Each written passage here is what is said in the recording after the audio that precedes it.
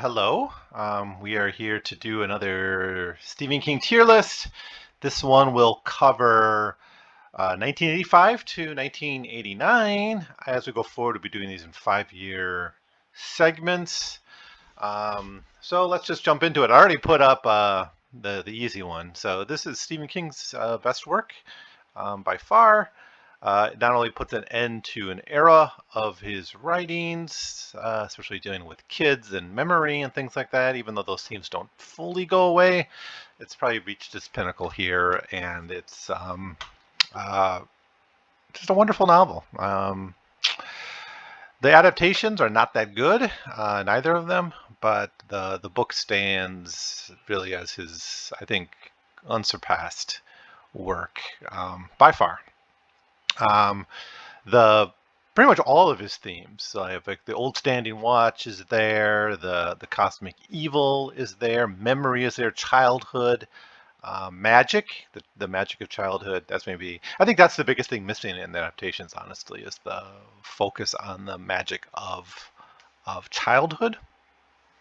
So yeah, let's just put that here. So everything is going to be sort of contrasted with that. So we have a lot of this. The Skeleton Crew is the biggest um, group here.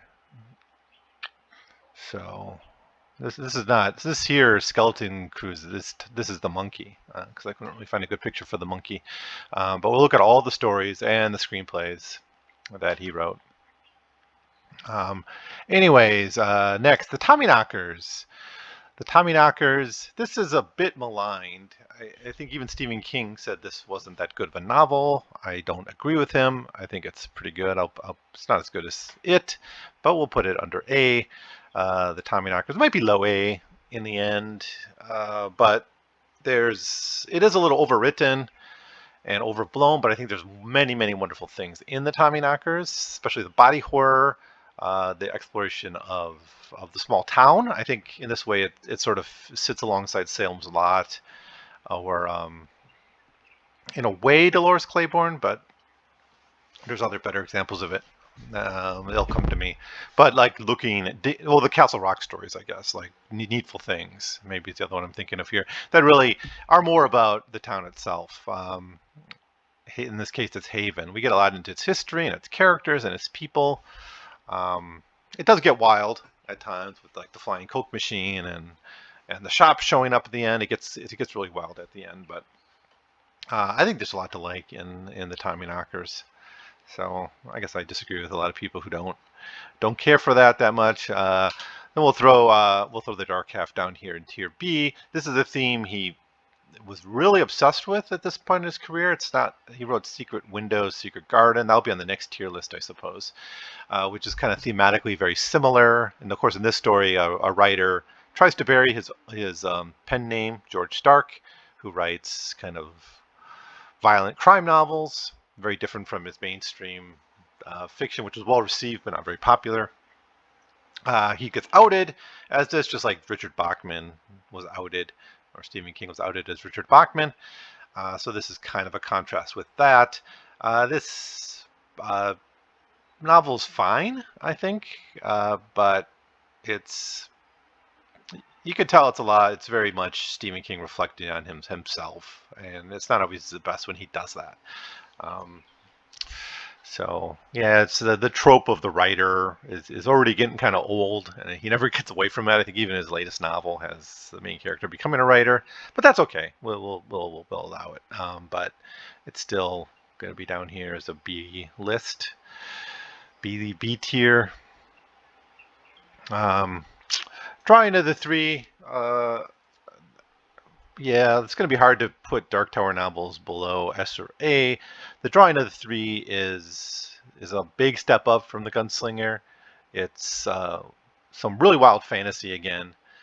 A lot of a really great introduction to Roland as a character when we see him under strain and put against the wall, where he's not really.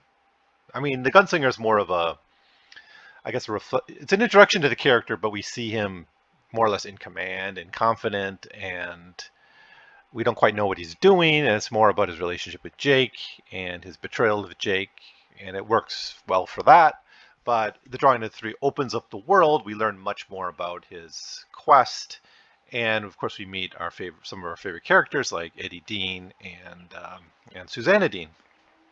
Odetta and Detta, those characters. Well, Detta, of course, is someone who'll stay with us. Odetta, not so much, but we get Susanna to replace those characters by the end, and a lot of good like tension. And actually, my daughter recently read this book, and she really got into it, especially the gunfight, the nude gunfight, where after Eddie finds his brother was murdered by the gangsters, and he joins Roland in the fight, and then the scenes at the beach, they're very, very tense and wonderful. And the final confrontation with the Pusher and Roland, that's fun stuff too. The fish out of water scenes are great. So I really like The Drawing of the Three. It's one I just love. Even outside of a Dark Tower read through, it's a lot of fun to just read, even as a standalone sort of story. So anything else we have for novels? Is that it? Oh, we got Misery.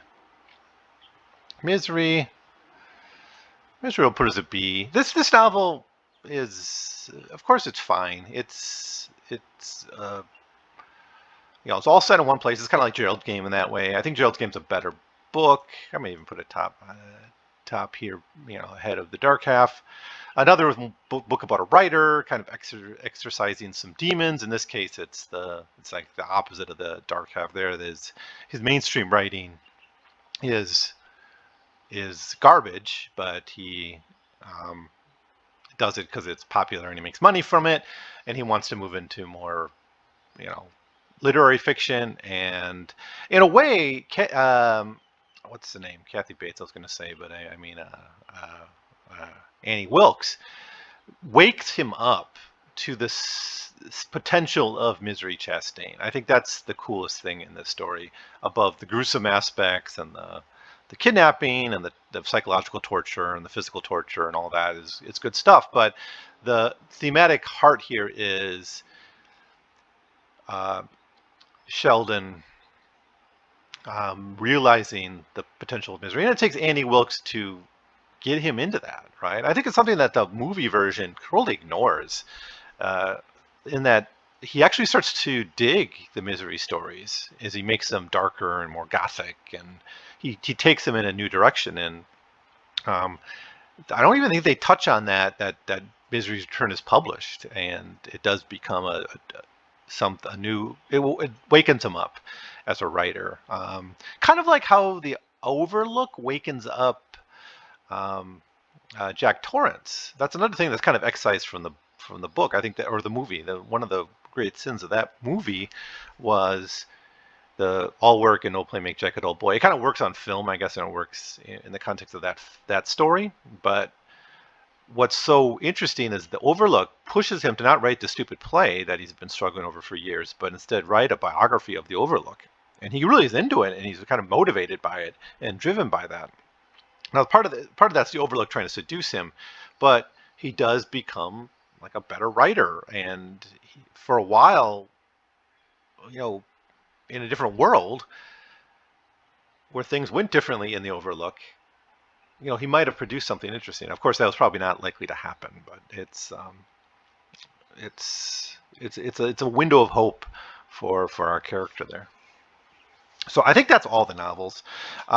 Silver Bullet, I don't forget where I put Werewolf. We'll just put it C. It's basically a pure adaptation of Cycle the Werewolf.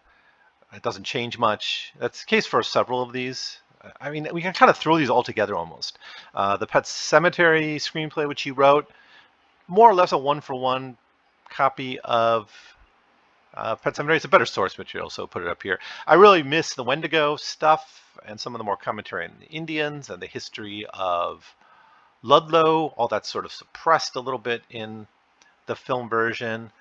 It becomes more like a zombie story instead of a Wendigo story, and that's unfortunate, and that's partially Stephen King's fault. He wrote the screenplay for it, but that's we'll just put it there. It is one of the movies, though, that first introduced me to Stephen King, and it freaked me out as a kid, and I think it's still a pretty frightful adaptation in a lot of ways. Maybe some of the effects don't hold up. The Zelda stuff. I think that Zelda stuff is actually scarier in the book than it is in the movie. I can they kind of go overboard with that being kind of gruesome, rather than being like. I mean, if you look at it as I'm thinking of the film version. If you look at it as a young girl dealing with her slightly older sister and seeing her turn into a monster, it works. But the physical depiction, and then in the new remake, it's even they go the same way with it. But I think Zelda's not handled as well here as it could have. But that might be more the director than the screenplay. So yeah, what else we got for screenplays? We got the Cat's Eye stuff. So we got Smokers Inc., Quitters Inc., Quitters Inc. We have the Ledge, and we have General. These are the three stories. Now these two, of course, are just one-for-one copies. So I'll just put them with Silver Bullet. All three of these are, and it was with Pet Sematary. Pet Sematary has the biggest change in the story. These are just direct copies. They're hilarious though, especially Quitters Inc. It's so funny. This scene you see here with him, he's at the party and there's a guy smoking all the cigarettes. He's trying to quit. The other scene that just is laugh-inducing is when his wife is in the, being electrocuted and she's jumping around, and this music, the use of the music there, it's really hilarious. So I think should get some credit for that. But yeah, these are all kind of interchangeable, I suppose. I won't mess around with them too much. The Ledge, same thing. It's almost scene for scene copy, just a few details taken out. And they add the cat. They add General to these scenes to make him the through line in all the stories. I will put General a little bit higher though, because General is a nice story. I think the special effects are not bad. They're practical effects for the most part, and they use like forced perspective and puppets and things like that. So it's well done. It is kind of creepy. The demon creatures stealing breath from the girl, and the cat saving the day. It ends up with a nice happy ending for this homeless cat that we get a pretty good look at. So yeah, I mean these screenplays, they're not. Is there any others? Maximum Overdrive should be here. Yeah. Throw it here. I don't like the source material. I don't like this movie. I don't like the screenplay. So I think that's it now. I think that's it for the everything else here seems to be Skeleton Crew. Yeah, I may not remember all of these, so bear with me if some I maybe don't remember the details of. Like one of these, a couple of these are like poems. Let's try to do our best to rank these. All right, The Mist. The Mist is A tier. This is really early. It's another good look at a small town, right? And we get the small town locked into this store, and we see all the tensions and divisions of that society reflected in that grocery store. There's some Dark Tower connections, but we don't want to make too much of it because that's all sort of retcon Dark Tower connections. This was a standalone horror story. Some really interesting stuff with is the government involved? Was it just a supernatural event? Was it rooted in science, a scientific experiment gone wrong? That's all fun, but the heart of it is the small town and all its divisions and different personalities locked into this grocery store during this horrific event. And great monster stuff here.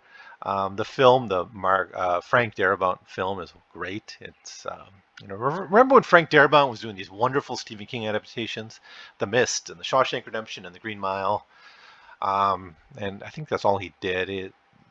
I wish he would do some more. I guess now we got Mike Flanagan to kind of pick up the Stephen King torch. He adopted Dr. Sleep and Midnight Mass, which is not a Stephen King adaptation, but it basically is almost a better version of Salem's Lot in some ways. Watch Midnight Mass if you haven't. I certainly recommend it. But anyways, that's I'm just thinking of the Frank Darabont film here. But The Mist I like. The Mist is a really good book. It's really a book. It's a novel within that novella, I guess it's called, but it's it's lengthy. I guess the raft. I don't mind the raft so much, but it's not great. It's somewhere here in C tier. Really, really young when he wrote it. It's one of his first stories. It's very juvenile. It's very silly. There's weird sex stuff in it that's totally out of place, which I don't mind. I always kind of like I like kissing books, but there's like a rape almost in this, um, it's it's fine. It exists. I won't talk about the adaptation. That wasn't written by Stephen King. The screenplay wasn't, anyways. What's this? Survivor Type. Survivor Type, I always liked. I don't think it's that great actually in hindsight. But it's a lot of fun. It's not a likable character, and I don't like that so much in the novels. That's a problem with Tommyknackers actually. Is our hero is not that likable of a character. He's got really weird ideas. He's obsessed with nuclear energy, and yeah, I miss talking about that with Tommyknackers. So I'll jump back here and say that about the Tommyknackers is as a metaphor for nuclear energy. The whole story it works, and as a criticism of the technocratic class, it's good. That's one reason I put it up so high. Actually, is things I didn't even mention. Is as a it's almost like a Phil Dick attitude towards technology. Is technology something to be feared and actually be a little horrified of? But the main character is not that likable. It's the same way with Survivor Type, but we only are with him for a few pages, so it's fine. But pretty gruesome stuff. If you remember, it's about a guy eating himself to survive on an island bit by bit. He eats a bit of him at a time. Now, I will say the new TV show, Creep Show, did an animated adaptation of Survivor Type, which I think was fairly a good adaptation of this. The Jaunt, is that I'll put it above the Mist. The Jaunt it's not great science fiction. Stephen King's not a science fiction writer, but as a science fiction horror story, it really works. It plays with the idea of, jaunting, it comes from Alfred Bester. The Stars Are Just a Nation, which I'll do on my podcast at some point shortly, I think. I want to get to those science fiction novels they collected, the Library of America collected. But the Jaunt it builds off that idea. Of course, this is a different type of transportation. The idea is you have FTL transport, but you have to be asleep because you experience that as near infinite time, even if it's only an instant long. It drives people insane or kills them outright. And so one of the characters decides he wants to experience this, curious about it, and is driven insane by the end of the story. Nice, shocking end. It does sort of feel. That also kind of feels like a Philip Dick story in some ways.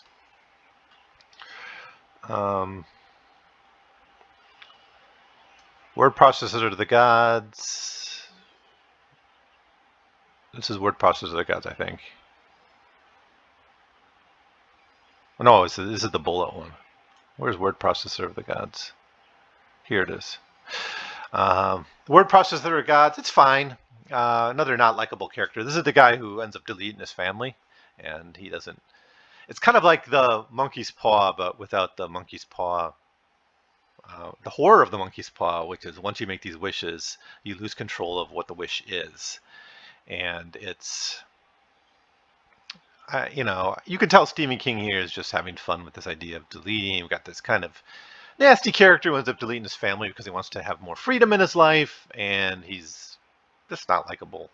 And that's the downside. The idea is pretty good. Again, kind of we got the guy tinkering. It kind of fits with the Tommyknackers theme. I wonder if he had the idea while writing the Tommyknackers, because it is about someone tinkering with something and improving it. In this case, making it so what he writes or deletes actually comes alive or is deleted from life. But as the monkey's paw, if this was a monkey's paw story, he'd end up wanting to use the word processor to restore the mistakes he made. But in this case, he doesn't have to make that moral judgment. He sticks with the choice and I think that weakens the story. I'm not gonna. I guess I won't have any order here. The monkey. Uh, I don't know. Also, it seems like an early effort. I'm not sure when he wrote The Monkey. One issue with like Nightmares and Dreamscapes and Skeleton Crew and Night Shift is a lot of the stories were all written back when he was writing short stories before he became famous. And he had like dozens of these stories, and only some of them made it into Night Shift, which is why that collection's so good. It's like the best of his early stories. Then with Skeleton Crew, you get a lot of the stuff that didn't make that cut, and they get stuck in there. And the same thing with Nightmares and Dreamscapes, which is why I actually think the later collections are much better. Like All Everything's Avenger, because those are new stories for the most part, and they're from a much more mature writer who's mastered the craft of the short story. Here, a lot of these are mixed because some of them are stuff he wrote as like in college, or even as a teenager in some cases, and some are more recent, like The Mist and The Raft, and really early. Survivor Type might be a really early one too, I think. Speaking of that, Here There Be Tigers. I mean, it's so forgettable. I mean, it's just a stupid idea. The horror here is like kids being in this big building and the school, and it having nooks and crannies that you're not supposed to go into. I mean, like the basement of it and the boiler rooms and all that, and there being monsters and bad things in there. Um, I couldn't even find a good picture for it. uh, yeah, yeah, it's fine. It might make a dollar baby at some point. Maybe someone's done one, but whatever. What do I have here? Now I can't. Where's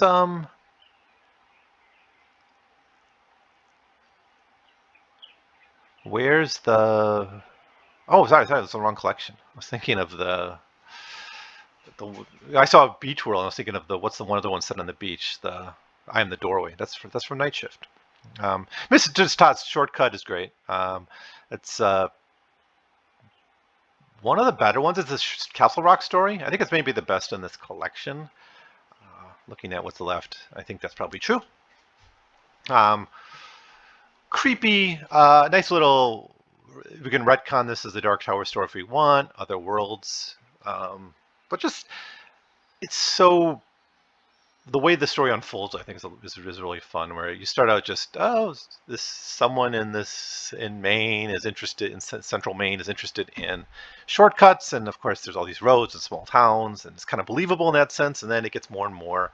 It kind of pushes you into the supernatural gradually. Some of his best stories do that, and then you find in the end, yeah, you're in a Stephen King supernatural story.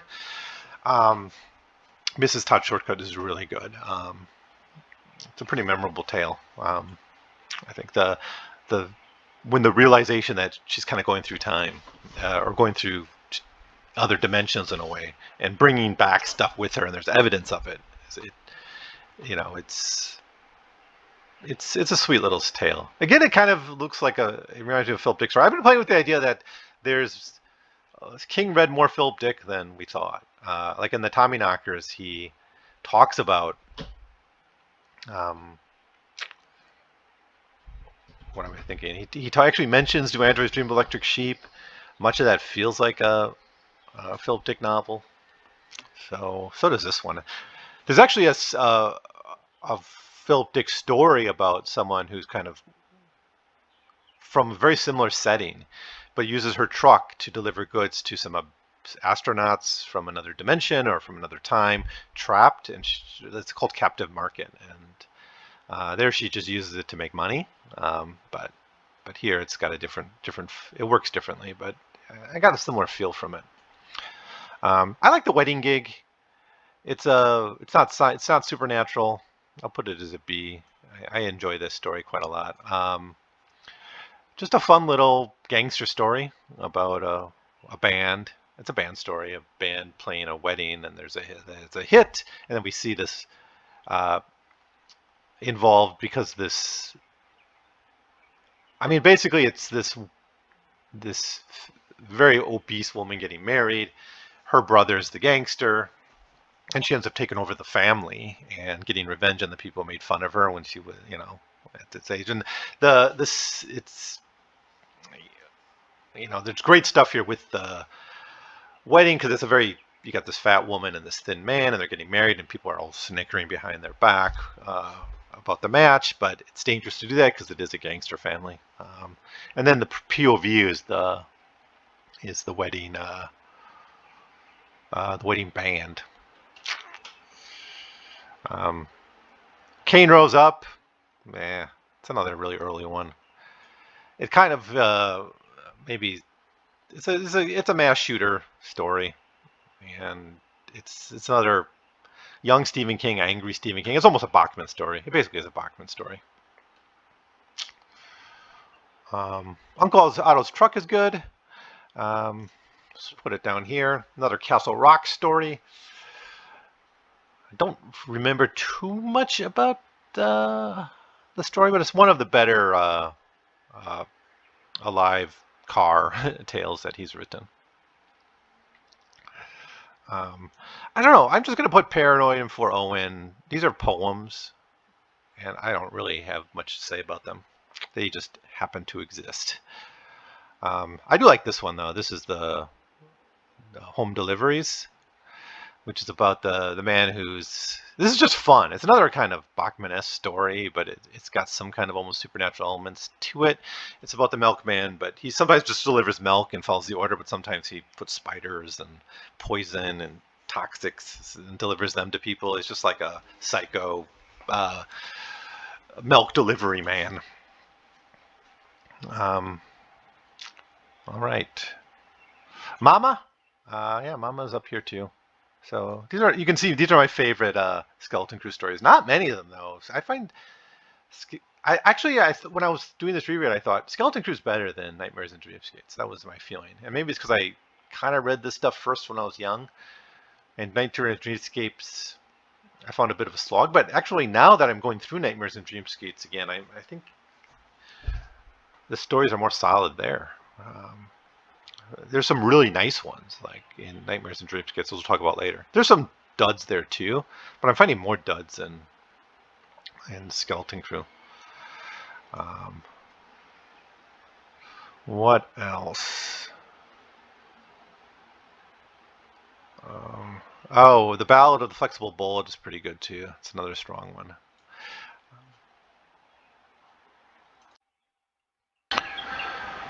All right, so moving on. Big Wheels, I guess I don't like it as much as Morning Deliveries is just so creepy. I'll put it in the same tier because they are kind of connected stories. Big Wheels is a mundane story about a serial killing in a small town, and it's connected to Morning Deliveries where it's implied this milkman is the serial killer. But yeah, it's kind of forgettable.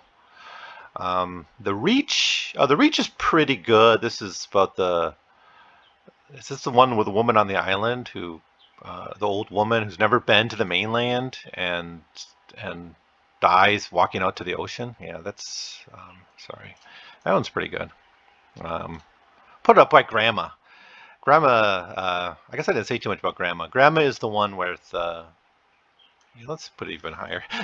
Grandma is the great story about a young kid having to watch over his grandmother when finds out that she's a witch, and she's able to transfer her consciousness over to the boy by the end of the story. But if you've ever been as a young child with an alien grandparent or someone like that, and especially someone who you don't have a really close relationship with, and it's just like the way people who are young experience old and disgusting and things like that, they're really not psychologically prepared for that. And it's kind of like the Zelda stuff with Pet Sematary in a way. Like, kids shouldn't be responsible for those kinds of things.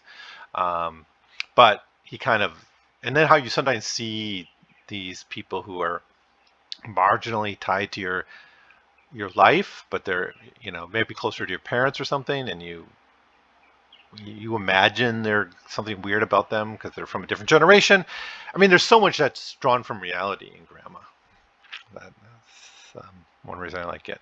The Reach is a much more smaller, sentimental story about, it begins his playing with the island idea, like he does in Morning Delivery, not Home Delivery, and Dolores Claiborne. The Man Who Would Not Shake Hands. This is like a little blah, whatever. It's a story about a man who can't shake hands because he kills people. If he does, big whoop. It's that. Beach World, man, same thing. Kind of a not that great. The sentient sand. I mean, it's like would be fine for a Star Trek episode, I suppose. And actually, Star Trek did have an episode with sentient sand, a couple episodes. Sentient crystals in a Next Generation episode, and sentient silicon-based life forms in a original series episode. But yeah, I don't know. Sometimes I think King shouldn't try too hard with science fiction. The Reaper's Image is more like a Weird Tales kind of thing.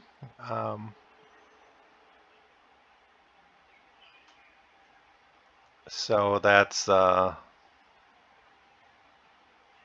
Kind of is like it sounds like it reads like one of the Lovecraft revisions. Let's just throw it back here too. The Reaper's Image. Is it some art thing? And it's actually got the Grim Reaper in it. Whatever. Nona's good though. Nona's a nice little story. This I think is supposed to be Nona. Yeah, I think. We'll say it's Nona. I think this is a Dollar Baby adaptation of Nona. I'll put it up here with the good tier, the A tier of Skeleton Crew. It's, but these people meet up. They're like teenagers, and you have teenage love there, but, the woman ends up being some kind of demon and drives him to do various types of murders and horrible things.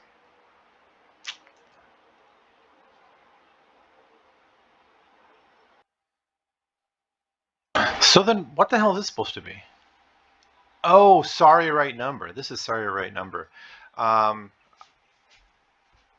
don't know. Like, this is in Nightmares and Dreamscapes, but it was produced as a teleplay in this time period. That's why I included it here. But maybe I should talk about it with Nightmares and Dreamscapes. But it'll probably just be a B. So let's go through here. Let's see if this is all right. So yeah, these are the best novels from the period. I think Tommyknackers definitely stays here. These are the best Skeleton Crew stuff. So you can kind of see these two. These are what I think are the best Skeleton Crew stories. And then in the next tier, we have a bunch of more of the Skeleton Crew stories. It's all kind of B-ish. I mean, that's why Skeleton Crew, I think it's just kind of middling with a bit of garbage. But I think The Dark Half and Misery sort of fit in that level where they're fine. Misery is the much more interesting of the two. General and Cat's Eye is the best of those. Then we have these stories, which, these are just here. They're good. They're fine stories. They just don't. They're not new. It's just like the Night Shift stories. Nothing really much to them. Same thing with Silver Bullet. It's just the rehashing the old one. Cain Rose Up. It works as sort of a Bachman story. It's not a very good Stephen King story. The Raft is kind of junk. And these I don't really know. I'm not going to say too much about it. So not too much bad in this tier list in this period of time, but it's I will say this is the time period where I started reading Stephen King for the first time. I think some of my first books were I had Skeleton Crew, I had the Tommyknackers, I had It. I had a copy of Misery, and then I was reading some of the older stuff at this point. So it's kind of when I first became exposed to him. And then, as we'll see in the next tier list, that's when I was reading quite a lot of Stephen King. That would be the 1990 to 94 period of time. And I look forward to that tier list because I think that's got some fun stuff to talk about. That's going to have 4 Past Midnight and like Gerald's Game and Dolores Claiborne. It's up to Insomnia, maybe? Insomnia might be 1994. So that'll be the next tier list. Wastelands, that'll be, where that's going to probably be. So I guess that's it for this tier list. I guess it takes too long to get through. A lot of these I don't remember that much about. I don't feel that way uh, with like Nightmares and Dreamscapes or Night Shift. Night Shift, all those stories I have a firm memory of, but that's not the case with this. So that's. But if you're gonna read, I would suggest reading these as the best stories. This is Grandma. This is the Ballad of the Flexible Bullet, which is about madness and people going insane. But there's a lot you can kind of skip without too much loss. But this was wonderful. Some of his best work. So that's it. I guess I'll see you next time when I do. I guess I'll be 4 past midnight up through Insomnia. So different, really, so different. I mean, even Needful Things. It's only 4 years or 5 years between Needful Things and Insomnia, and it feels like such a big jump thematically and in concepts. Same thing like, even though like Needful Things and Gerald's Game just being 1 year apart kind of struck me when I was doing the read through. It's like Needful Things seems so much like 80s Stephen King, and Gerald's Game seems so much of the cool stuff he's trying to do in the 90s, where he's playing with these ideas and really some wonderful stuff in the 90s. I'm looking forward to those tier lists. Anyways, that's it for now. See you next time. Thanks.